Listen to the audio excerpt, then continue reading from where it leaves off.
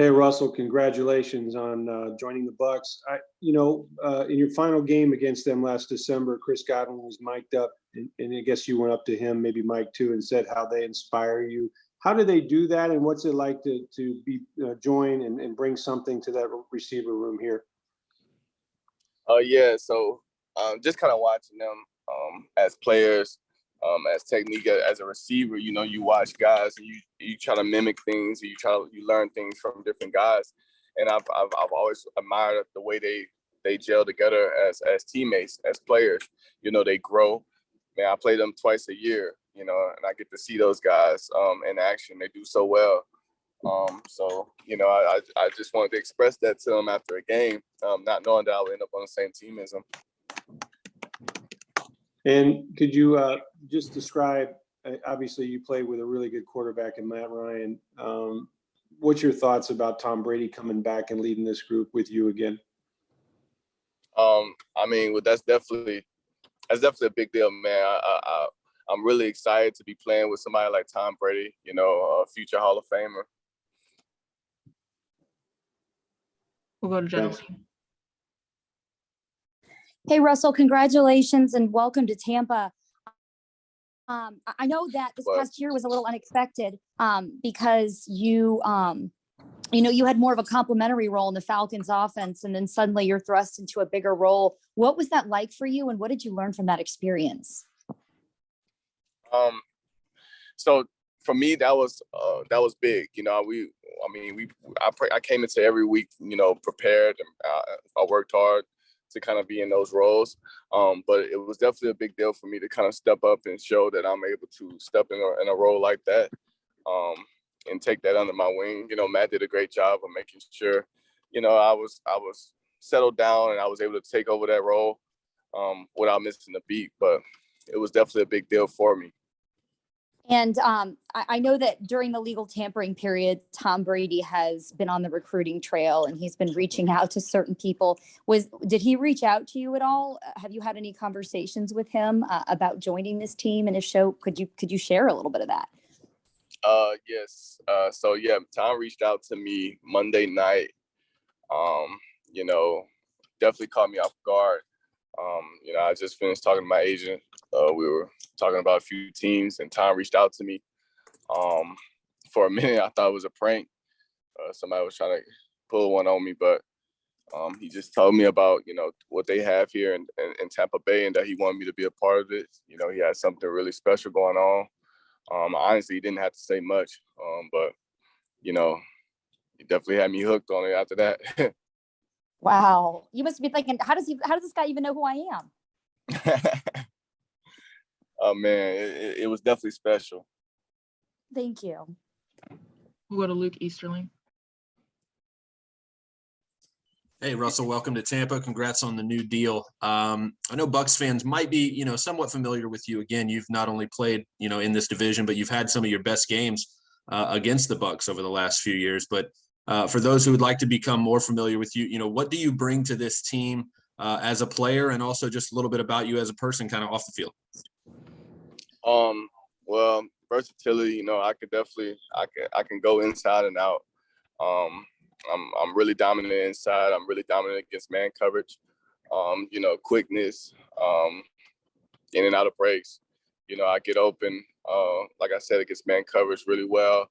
I think that's going to be a lot of things that people notice about me once you get to watching, skill set wise. And then, obviously outside of ball, I love my teammates. I try to build a great bond with them. My quarterback, I'm sure that wouldn't be hard with Tom. I've heard great things with him. I'm chill, I'm laid back, man, and I'm ready. I'm always ready to work. Thanks. We'll go to John Ledyard. If any media have questions, please raise your hand.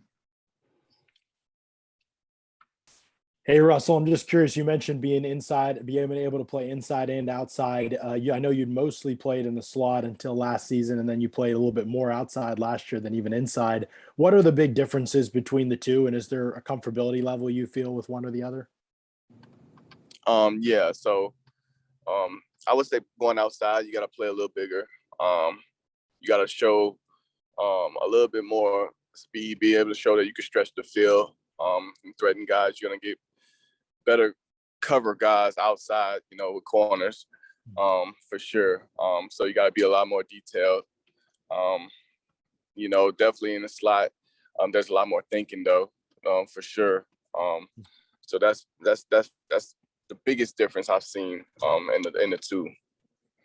And you had 26 receptions in college, I believe. There are just not a lot of guys that had 26 college catches and then go on to start and become as good as you are in the NFL. Could you credit, like, what are the biggest things that led to that evolution in your skill set? Well, for me, don't forget the jet sweeps, man. But That's right. but for me, man, it was just kind of sitting down. I played on the defensive side early on in college, and I think that really helped me on the receiver side to grow, and detail my work. Getting to the NFL, really being a spawn, soaking up any information I can. I played alongside of Julio, who was just full of knowledge, full of information. It helped me grow and become a better receiver. Just kind of being alongside of him and listening to him. And also, Matt definitely contribute to my growth as a receiver. Thank you. Jenna Lane. Hey, Russell, I know I asked you about this already, but I got to get a little more details about this phone call, because you don't know how many players on this Bucs roster have had like similar stories where they get, they see this number on their phone. They're like, who is this? And they think it's a prank, and they kind of just can't believe it's Tom, because a lot of these guys, you're a young guy too, they grew up like with posters of him on their walls. Like, just, can you give us like a little more detail, a little bit more play by play on what it was like getting that phone call? Yeah, man. So it was definitely, I can't even explain to you. I mean, I was outside taking the trash out. It was like taking the trash out. So, and I had just seen some fake news on social media. So my mind was kind of on fake news. So then when I got the call, it was kind of like, all right, I'm in a state of shock, and I'm stuck between, okay, this is unreal and this is not funny, So just trying to navigate my way through that, and then as we got going, I kind of realized, okay, this is something serious, and like I said, I had conversations with teams and offers or whatnot, but I mean, this was just completely different. This was, like no other. It was a huge blessing. I like you say, I mean, I was 3 years old when Tom Brady got into the NFL. So for me to kind of hear from somebody like that, I mean, just seeing the other day that he unretired and now he's, reaching out to me. I mean, it was unreal.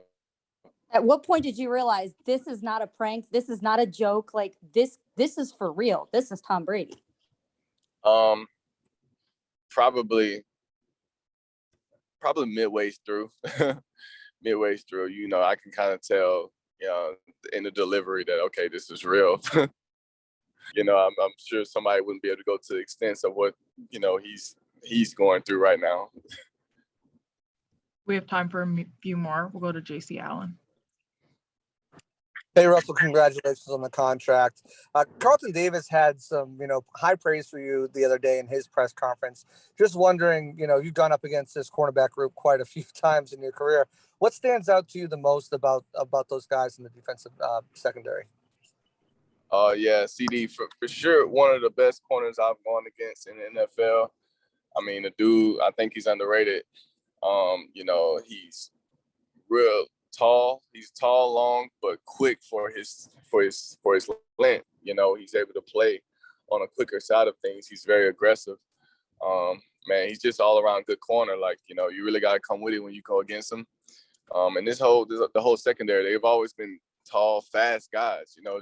Just that's irritating for a receiver to try and get around.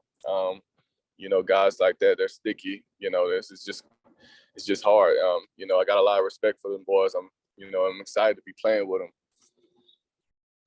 And last question will come from Luke Easterling.